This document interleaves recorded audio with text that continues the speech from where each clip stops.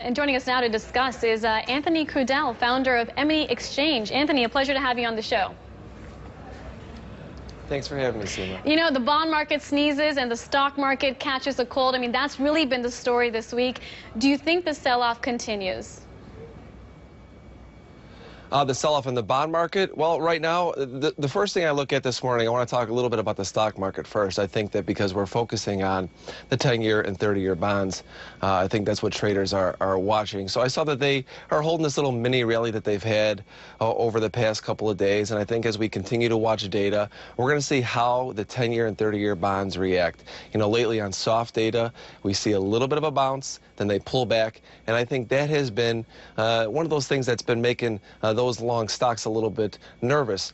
If we see the 10-year and 30-year just sustain the range that they've been in, I think it's a good environment for the market to continue to walk higher. Let's face it, the bulls like this low volume, choppy environment. The only thing I think that could scare this rally right now in stocks, besides the headline, of course, is the 10-year and the 30-year selling starts to accelerate to the downside, and alongside of that happening, you start to see the dollar move higher as well. That combination, I think, would spook stocks. But other than that, I think that stocks look like they're going to continue their bid.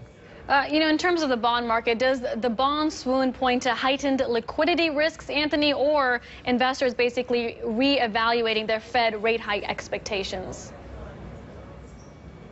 Well, let's face it, when these trades get very crowded, when there's a lot of people, everybody's trading off of the Fed. So you're going to get a lot of volatility. So it's just about reading the tape. You know, that's why I felt it was so important today to see how they were trading. You know, they've hit a little bit of a bounce. Can they sustain it? They've been unable to sustain it. But I think the fact now that they're sustaining it, you know, markets lately, they make these quick moves in one direction, and then if they can sustain them, the market kind of goes back to, you know, its ranges. So I think it was important to see them, the 10s and the 30-year bonds, not continue to sell off. And I think that, you know, going forward, once again, I just think that watching them is going to be the focus of the stock market. Would you get bullish on the banks if interest rates continue to rise, Anthony? Well, I think that probably, you probably can see the banks continue to push higher, watching the XLF.